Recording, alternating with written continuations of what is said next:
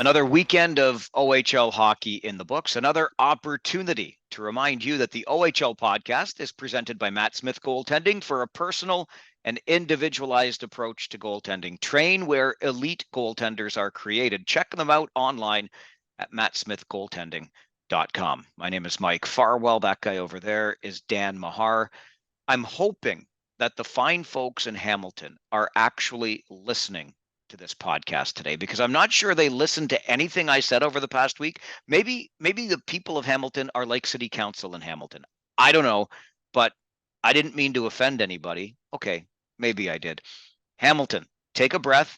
Don't be so damn sensitive, and let's talk about your Bulldogs, which I think might end up in Brantford, kind of permanently. But Dan, I'll start with you and your thoughts on the situation that's unfolded, and now what we know for sure. 3 years at least, the Bulldogs will be playing in Brantford.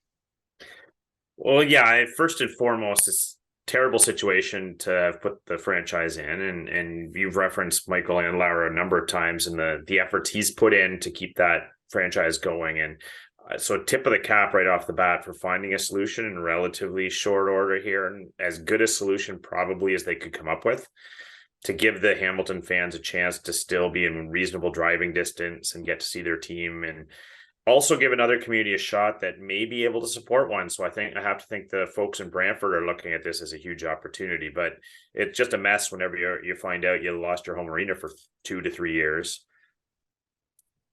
Yeah, and for me, I can understand why Hamiltonians might have gotten a little bit upset. I put out on Twitter last week that, sorry, Hamilton, but I hope the Bulldogs never come back. It's nothing against the people of Hamilton. And in all honesty, I hate to see a team removed from a city at any time, because I can only imagine what that feels like as I sit here in the comfy confines of the city of Kitchener, where there's never been a threat, nor will there ever be a threat of the Rangers no longer being a part of the fabric, really, of the community. But when I said what I said it for one of the reasons you alluded to, Dan.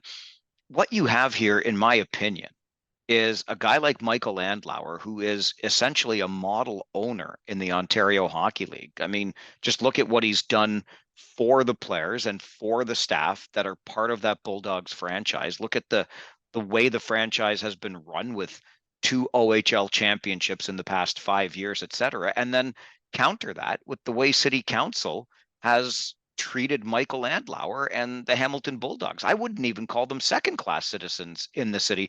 I'd call them afterthoughts at the very best, because I don't think anybody on city council cares a damn about junior hockey in the city. And somebody that pushed back at me when I was making those comments on Twitter last week said, shared renderings of what First Ontario Center is going to look like, and said, the city won't be hurting. And I get that. I'm not saying it's going to be. The renovations look great. Those renderings were beautiful. The point is, you've got a tenant there.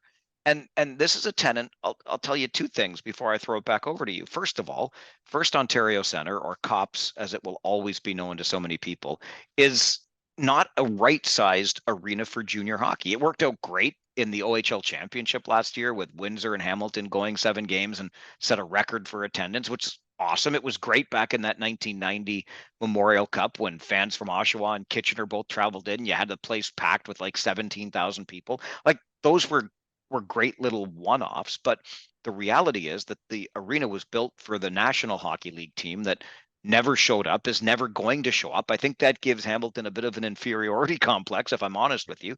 But the owner of the Hamilton Bulldogs, Michael Andlauer, had said, you know what?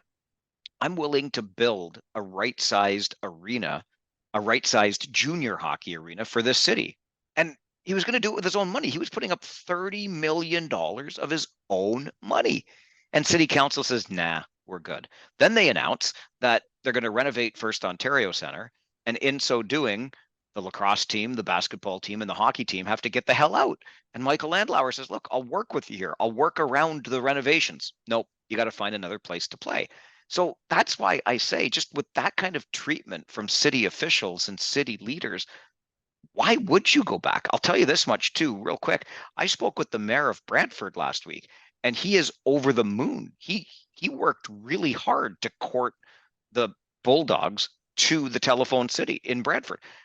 Michael Andlauer would have had other options. I think for the reason you already mentioned, Dan, it makes some sense that, geographically, it's not that far a drive for some of the fans in Hamilton, but the city of Brantford has demonstrated that it's very interested in having junior hockey back. So you start putting those pieces together, and I'm wondering if after 3 years, because it only needed to be two, but they decided to make it a 3-year deal in Brantford, because you never know how the renos are going to go, and you don't want to be in a situation 2 years from now where you have to figure it out. So 3 years, you're in a city where they show how much they like you, they show you some respect. I don't know. You want to go back to the place that kicked you around for the last 5 years? I don't know that I would. Well, if it's anything like my kitchen rental, Mike, they better make it 6 years. But no, I don't want to joke too much about this because I know how much junior hockey means to some fans. And when we talk about the Hamilton City Council doesn't necessarily deserve this team, maybe the fans do. And hey, I grew up where the Belleville Bulls were my second team. I spent a lot of time there. A lot of family went to games there, the whole bit, and saw how devastating it was to that community to lose them. And it had nothing to do with the fans. The fans didn't deserve it. It was a dithering city council, similar situation with a council that just isn't engaged in hockey, doesn't value it. And too often, I think we see these elected officials think of junior hockey, major junior hockey, we're talking OHL here, as minor hockey or something that, just down the list doesn't really register with them, doesn't interest them. It's kids hockey to them, not a big deal, not a revenue generator. But I think any good elected official understands their community and the segments of the community that enjoy these things and what it does for the economy and whatnot. So again, this almost comes back to a point of when you're voting in those municipal elections, all 1 in 5 of you, maybe consider that you have to elect people that take these things seriously and have an idea what we're dealing with here, because you're right. Some of these councils don't deserve it and frankly, probably don't even care about it, but that doesn't do anything for the fans who do, and who really want that product in their city. So I'm with you, Mike. That council really should be ashamed with how they've handled Michael Andlauer and the franchise. And for the sake of everyone that supported that franchise, let's hope that things change over the next 2 to 3 years. Obviously, you and I are coming at this from a position of some bias because we do love major junior hockey. We recognize the benefits to a community. But I'll go back again and talk about the conversation I had last week with Kevin Davis, the mayor of Brantford, who talked about some of the things that you just mentioned, Dan, and that is the economic impact of having major junior hockey in your city, the surrounding businesses that are going to benefit for this. And anybody that rolls their eyes and says, yeah, been there, done that in Brantford, fair, but the Brantford Alexanders left in 1984. So we're talking about 40 years ago here. It is a much different city. It has a casino, which helps out on the revenue side, but it's a city that is coming back into it. The life is coming back into it in a much more meaningful way than it was back in 1984 when things were pretty rough economically and otherwise in Brantford. So you've got a city in a different position. And I'll take it the step further. I mentioned the right size junior hockey arena that Michael Andlauer was going to be building in Hamilton or offered to build in Hamilton. I think if we're being honest, there is a right sized junior hockey market as well. And I'm just not sure Hamilton is it. It's a fair question. You talk about these larger cities by a population standpoint that haven't necessarily had the best crowd turnouts for these products over the years, and you have to wonder why. But when we talk about these right-sized arenas for junior hockey and kind of an underserviced size facility in general, that 8 to 12,000 seater, whatever it might be, that's kind of on the high end for junior, but it still gives the community a great economic driver for attracting shows, concerts, you name it. Just this weekend, Mike, I know you were on the road with the Rangers. I happened to be in the same city as you in St. Catharines for a different hockey tournament. And in the elevator in the hotel, I struck up a conversation with a number of people that had driven to St. Catharines just to see that game between an 8th and a 10th place team, paying money for hotels, paying money for restaurants, filling up at their gas stations, all those things. So getting these right-sized arenas is good for the community, whether you believe in the hockey or not. And coming back to the Hamilton point, some of these things are cyclical, and you see a few big Hamilton boys coming up in the NHL right now, and sometimes that's all it takes to trigger that younger audience. Hamilton's had 2 extremely successful years in the last 4 seasons. Now they've got a couple local kids in the NHL this year making a name for themselves, and sometimes that's all it takes to spur it on. And we saw when the Blue Jays had their run there in 2015, 2016, how that worked for registration in baseball in Canada. So these things tend to be cyclical, and I got to believe that blue collar town like Hamilton is, with some of the hockey history, that it would come back with the right arena, the right situation, which they were starting to build. I'm going to come back to the Niagara Ice Dogs as a franchise and the city of St. Catharines a little bit later on. So put a pin in that, because there's a conversation worth having.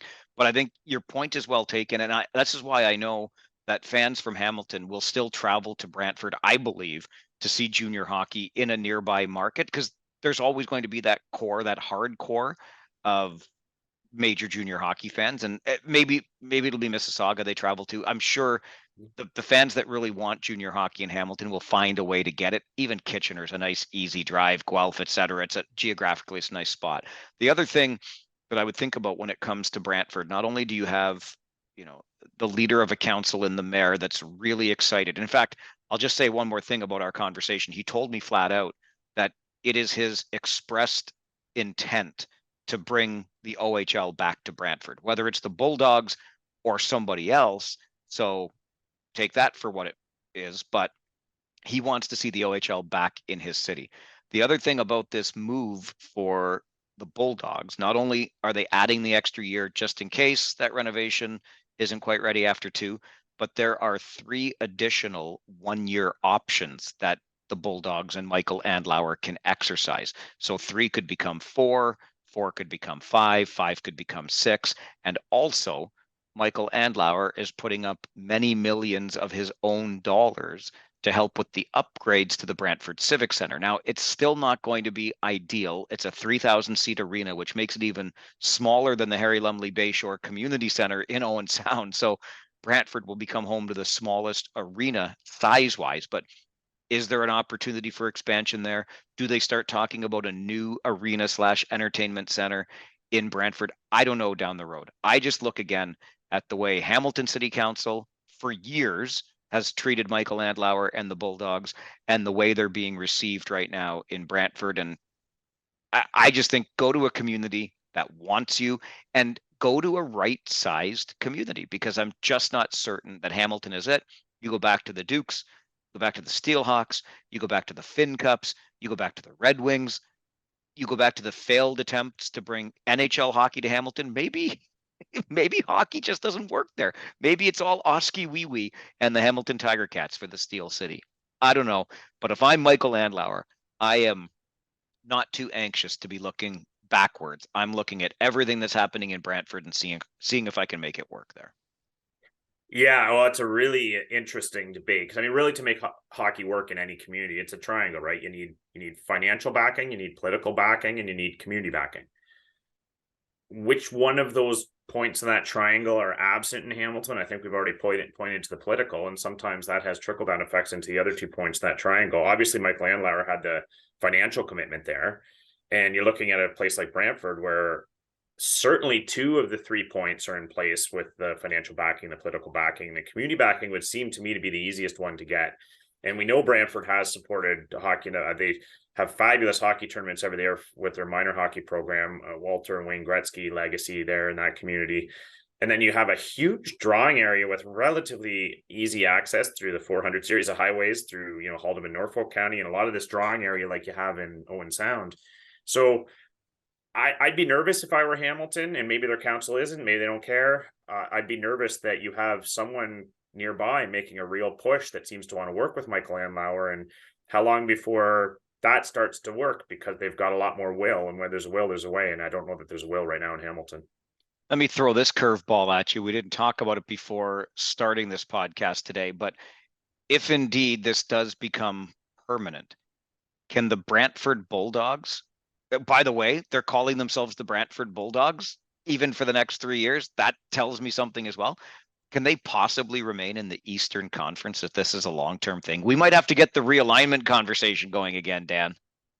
Well, I mean, if you're just going from a logic, common sense standpoint, there's absolutely no way you cannot have Brantford in the same conference as Kitchener, Guelph, London, some of the the nearby centers where there'd be natural rivalries. But who knows? With the current alignment, it doesn't make a whole lot of sense either. So you never know. But not going to go to the Alexanders. I think Alan Bester somewhere has got to be disagreeing with that decision. So That's the next Brantford Alexander I want to get on this podcast. We've had Rick Natras so far. That's it, but we'll find some others along the way. Okay, you mentioned hockey success a moment ago. Before we move on to our next topic, I want to talk about a little bit of success because in the past 5 years, there is one goaltending school that has seen 5 of its students drafted to the National Hockey League, 10 of its students attending National Hockey League camps, 9 students who have signed pro contracts, and 28 more who have been drafted into the OHL. That's just in the past 5 years, Dan. And that has all happened at Matt Smith goaltending locations in Cambridge and in Waterloo. Now, Matt, I know that you also know well, Dan, from his time in the Ontario Hockey League. He was an OHL champion with the Kitchener Rangers. He was a Sutherland Cup champion with the Elmira Sugar Kings. But more to the point now, he's started this goaltending school, and in the past 5 years, he kind of decided that it needed a little bit of a change of direction. He's going to take a more individualized one-on-one approach. So he works with the kids, he becomes that sounding board for them, and then he's developing the kinds of numbers we just talked about. 5 students drafted to the show, 10 attending camps, 9 signing pro contracts, 28 making it into the OHL, which is that stepping stone. And all of this happening at Matt Smith Goaltending Incorporated, right here in the community that we call home. They've got the real ice 30 by 50 foot surface for training on, which gives you a really nice, realistic training environment. And again, that one-on-one individualized approach. You can learn more about it by just visiting mattsmithgoaltending.com. But I just wanted to remind you, if there's a young goalie in your life, maybe that's something that you want to give some thought to. yeah, and Matt's fighting the good fight against the European goalie factory. So seeing those numbers is all the more impressive when you consider how many goalies are coming out of Europe. So to do it in Canada right now is staggering. So that one-on-one training you can get can do wonders for a young goaltender. Once again, it's mattsmithgoaltending.com. Okay, let's shift gears here and talk about something that I am loath to talk about. I recognize that, I've developed a bit of a reputation over the years as being somebody who will complain quite a bit about 3 stars, and who has been known to complain on more than one occasion about officiating. I'm really working on dialing that back because, look, I know how hard these guys work. I know how much training they do, but the reality is we were both at a game last week. It was the only game in the Ontario Hockey League that night, and the crew that was sent across the board. I mean, I remember 2 occasions during that game where a delayed penalty was like the ref's arm was in the air and play was blowing dead when the wrong team had the puck. It didn't make sense to me. So everybody, in my opinion, was having an off night on that 4-man crew. And when it's the only game you've got in the league, look, I know people need time off and whatnot, but boy, oh boy, there were scouts from 18 NHL teams in that arena a week ago Tuesday. There was a very high profile general manager in the arena. And I can tell you from press row, that general manager during some of the stoppages when this crew was trying to figure some stuff out was looking up and down press row with a very confused look on his face. And I'm like, I can't help you here. Yes, these are the players that you would like to see in your league in the future. This is what they're dealing with in their league today. It was just not a good night. Everybody's entitled to a bad one, but eesh is all I can say. Yeah, and I'm with you, Mike. I hate to belabor the point too often because it tends to get old and tired at times. But when it's called for, it gets called for, and that was, I think, fair to say, the worst officiated game I've seen in the league this year. And there's probably been a couple others that I didn't see, but that was really poor. The standard was really low compared to what we have seen, which I felt has been quite high this year in general. And so here's an idea for you that marries the 2 concepts. How about we have a 3 stars of the week for officials, and we actually give them some credit where it's due when they have a really good game. You say, hey, that game was good. They generally got it right. Let's point that out so we can start to separate the pack from those that are doing a good job and those who aren't. But that game Tuesday sure did not cast the officiating in this league in a great light in front of the folks you were talking about. Well, and you mentioned maybe the worst that you've seen in the league this year, and we've already talked about the sense that it's been pretty high. So I guess we could, hope or make the argument that it's an anomaly. It's a bit of a one-off here, but look, all anybody asks for in a game, from coaches to players, is consistency. Fans want it too. And if they see a call going against their team for one thing, they want to see it going against the other team for that same thing. Not only did we lack consistency in that particular game, but I think we lost all sense of what a penalty even is in that game. I would 100% agree. And the worst part about it, Mike, is it snowballs because you get players that see this, they don't know what the standard is. They see 3 or 4 slashes and cross checks right in front of the official go uncalled. Then a gentle tap gets called. So after that happens a couple times, the frustrations come out. The mouths start running, things start happening, and then it snowballs from there. There's more penalties. There's more vitriol between the officials and the benches, and it just turns into a bit of a proverbial gong show out there. And that's not what anyone wants. No one wants to see the game, them lose to control the game, and that to be the storyline. So it's not an easy job. It's hard at this pace, at this flow, but you're right. Just simple consistency. And the ones where a ref's looking right at it, doesn't call it, then looking right at it later and calls it. That's simple consistency. And they seem to get it wrong consistently in that game. And we don't want to see too many of those games because just devalues the product.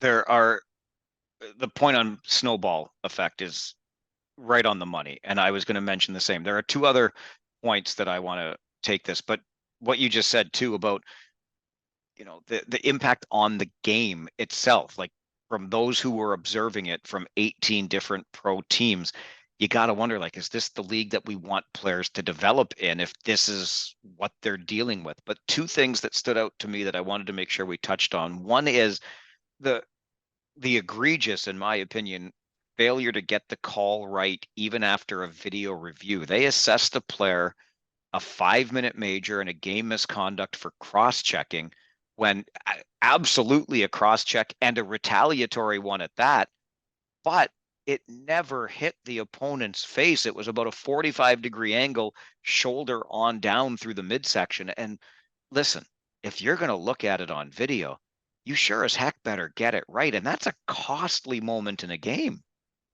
Yeah. And, I got to ask myself all the time, like, how hard is it? Because you see this happen all the time at the NHL level, quite frankly, with the whole goaltender interference reviews and just zero consistency. And it doesn't seem to me to be that hard to establish pretty solid criteria. Sure, you're going to have some gray area calls where, like, I'm not sure, wasn't it? The angle wasn't great. And then you have the referee's judgment to lean on. But some of these are pretty black and white. And one night it's called this way, the other night it's called complete opposite way. And it would seem to me fairly easy to get these things right when you have video replay, because most of the fans can look at it and be in complete agreement, regardless of which team you're supporting. Say, yeah, that definitely was not a cross check to the face, or that was. Not that difficult, I don't think, when you're looking at the iPad, but apparently it is. I think one of the things they need to do is speed up that process. We've seen these reviews taking far too long, and that ties into something where I have a concern with it. And I'll be honest up front, I don't like video review at all anyway. I get that we have the technology to get it right all the time, even though sometimes we miss it even on video, but I would rather just let humans officiate the game because humans are playing it. I know that ship has sailed, but on the point of how long it's been taking lately, I think obviously the longer you look at something, the more likely you are to find something wrong with it. But also when you're going into these reviews, and I think you and I have talked about this before, Dan, you're going into the review with the idea that you're supposed to find something wrong with it. Well, if that's what you're going in with the idea of, it's pretty likely that you will find something. And I'm also concerned, just because of the emphasis on player safety, which I fully support. Don't get me wrong here, but I think that they go into this, and if it's any possibility that it could go the other way, they're like, we don't call this. We're going to get blasted from the league offices when they see it. So we better go with the major and just deal with the fallout here during the game instead of being disciplined later from the league office for something that we might have missed. And I don't know that's the right dynamic for those officials on the ice in the game.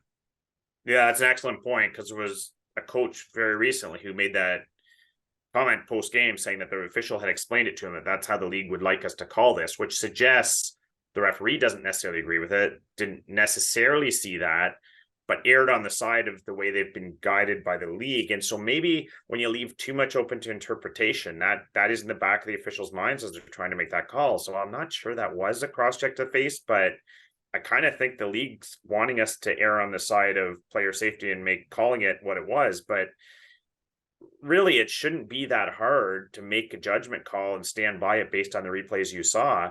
And you got to look at both sides of the coin. Sure, there's a player safety issue, but in the call you're referencing there, Mike, from Tuesday, there was no injury, there was no danger there. And you're talking about kicking a key player out of the game, potentially suspended.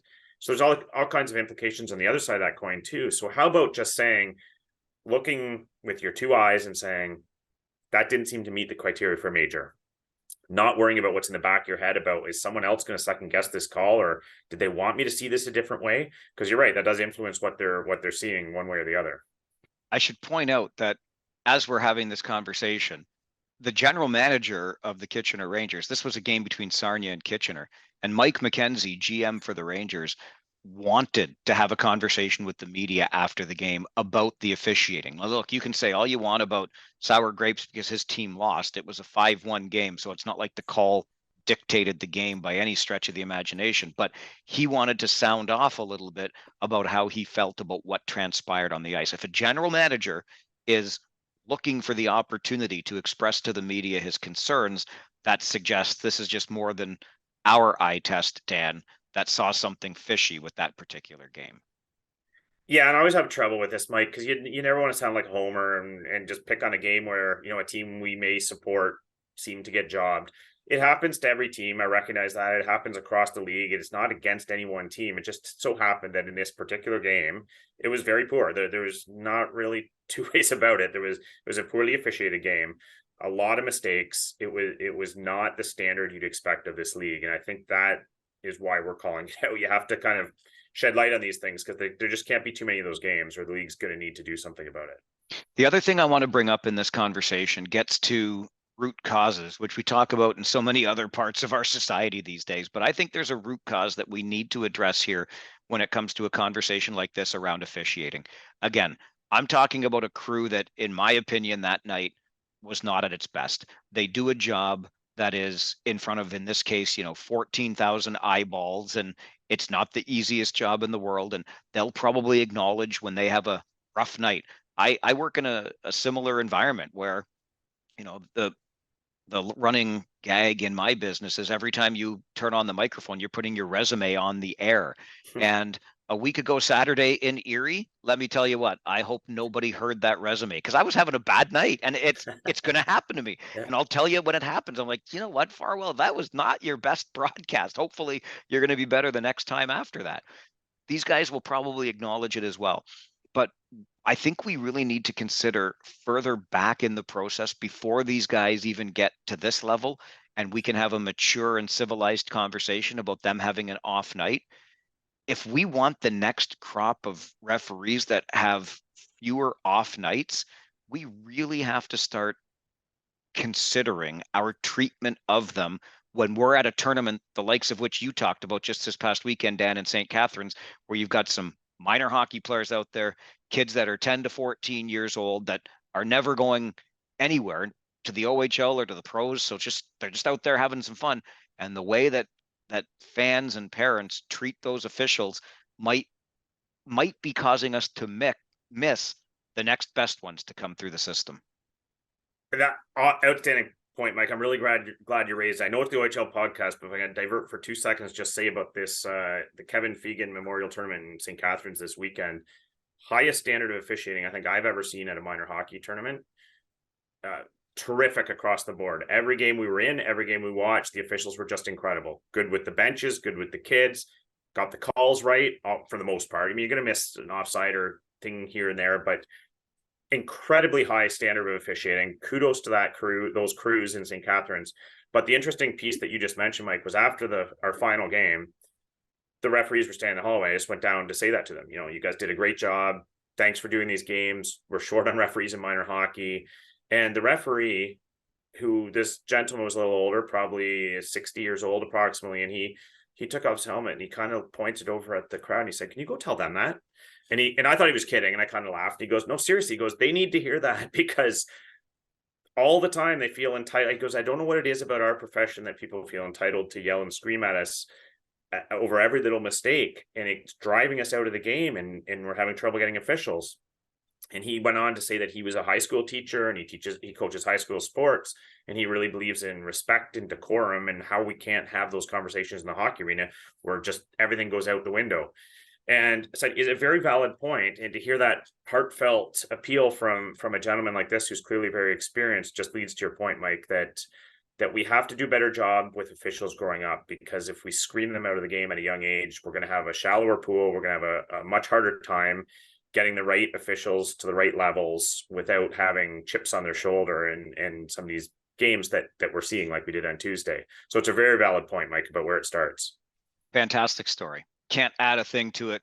Great story to share in this context. Okay, so we're going to move on from this, and now I'm actually going to basically do what we just talked about not doing. I'm going to yell and scream about something, and it's really, really selfish. So let me start with the acknowledgement that yes, I'm a pretty lucky person to do what I do. And I promise you that in doing what I do, if I show up at an arena and I find a warm cup of coffee and something decent, like that looks like food, a slice of pizza, I recognize that it's a sign of my privilege that I can go into quote unquote work and eat for free before I do my job. Now, in fairness, when I go to work, it's lunch or dinner time, the way this league works. But I want you to know that I don't take it for granted. And if you want to blast me on Twitter at Farwell_OHL, email us right here at the podcast, ohlpodcast@rogers.com.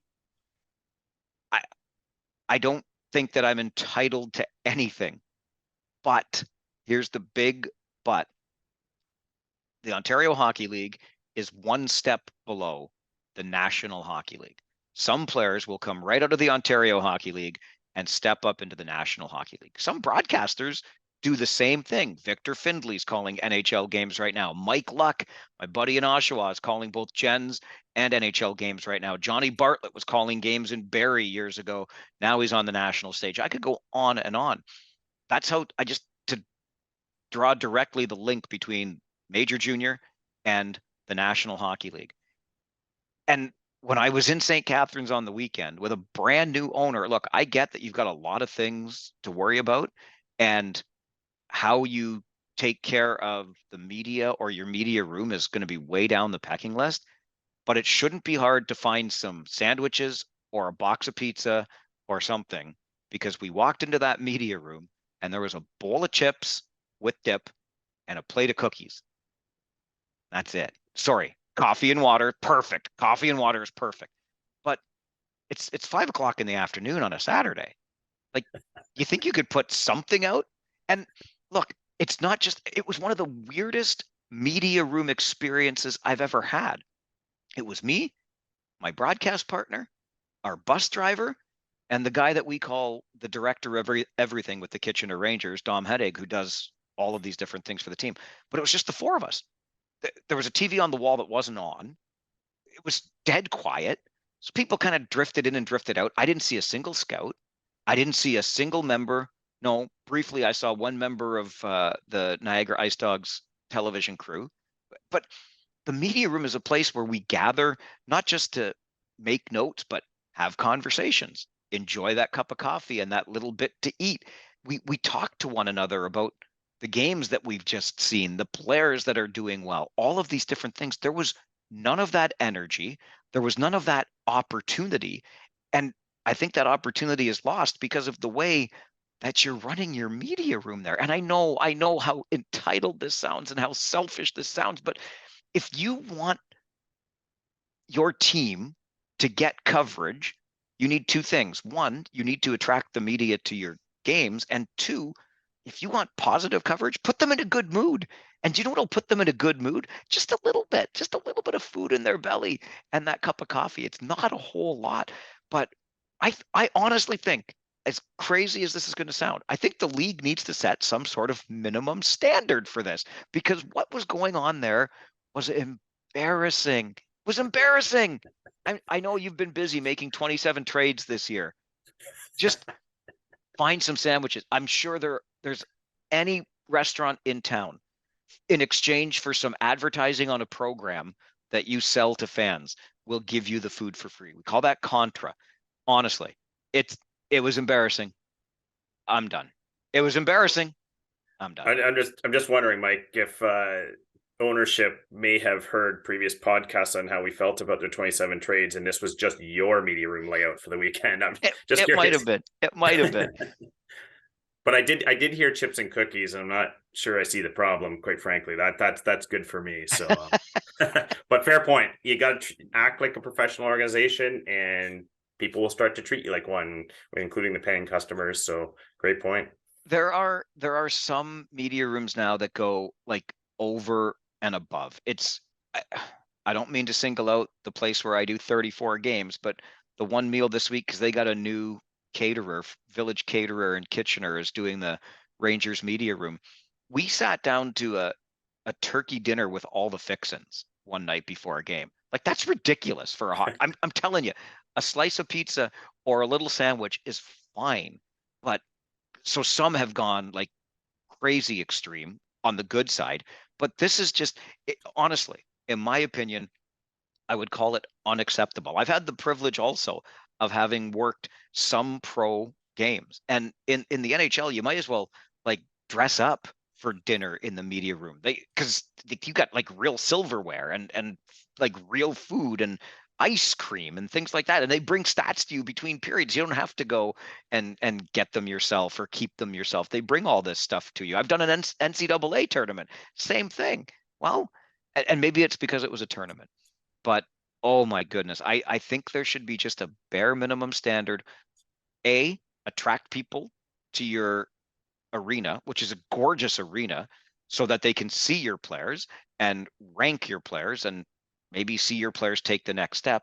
And then, yeah, I'm sure you've been to a restaurant before, Dan, where no matter how good the food is, if the service wasn't quite there for you, you're not going to have the best, feeling from that night out. Well, if you go to the place and you can't even get a sandwich, like, I'll tell you what, the home broadcasters don't even come to the media room because they know they just have to go buy food on the concourse anyway. They'll go get their food somewhere else. I know how selfish that sounds, but I think there should be a minimum standard. That's it. I'm done. Oh, fair enough. You bring a bag lunch next time, Niagara, I guess. Then that's how it's going to roll in that city, apparently. So, I have heard that you have to. I've heard that it's worse in both Hamilton and Barrie this year. I haven't been yet, so I will reserve judgment until I'm there. But I'm actually in both of those places in the next couple of weeks. But anyway, I will leave it at that, and I will add. I'll put a little cherry on top of the sundae. That's a last place team in St. Catharines, and let me tell you, the game that I was treated to on the weekend between the Rangers and Ice Dogs was one of the most entertaining games I've seen all year. I'm sure neither coach loved it, but that Ice Dogs team did not quit. Did not quit. Full marks for that. A 6-5 finish, like back and forth, back and forth. It was exciting as hell. And they had 4,900 fans in there. yeah. 4,913 was the announced attendance, and it was great atmosphere for a last place team. So something that they're doing there. Maybe they don't need me to be well fed because they've got something going right. That was a fantastic environment, a great game, highly entertaining. Yeah, and I know there were an awful lot of Kitchener teams in town that weekend too for the tournament, so potentially that weighed into the crowd. Who knows? But it was kind of that 1980s Leafs dynamic in that game, eh? Like 6-5, last shot wins. It's entertaining. Well, and even if it was a casual fan checking it out for the first time because of that hockey tournament, guess what? They will go see another Ontario Hockey League game with that kind of entertainment value. So, Yeah. okay, I'll move on again. At Farwell_OHL, Dan is at Dan Mahar, but he's not complaining about the lack of food in the media room because he's a spoiled brat. Let me know how you feel. OHL podcast at Rogers.com. I think a minimum standard would make some sense here. Okay, Friday's feature interview. I think you're going to like this one. A former Ottawa 67. And if you were to look, Dan, at the 1981 NHL entry draft, you're going to see Dale Hawerchuk go number 1, and then you're going to see this guy go number 2. And with no disrespect to this guy, I didn't know the answer right off the top of my head when I booked him for the interview. And not only did he have a good enough junior career to be the second overall pick into the National Hockey League, but he's got an incredible story of resilience and determination. And I think we'll all be going through some walls by the time we're done. He's so honest too. I think you're going to like it. Oh, I can't wait for that. Sounds like there's some stories in that career. There are definitely some stories. They're coming up on the next edition of the OHL podcast, which comes your way on Friday.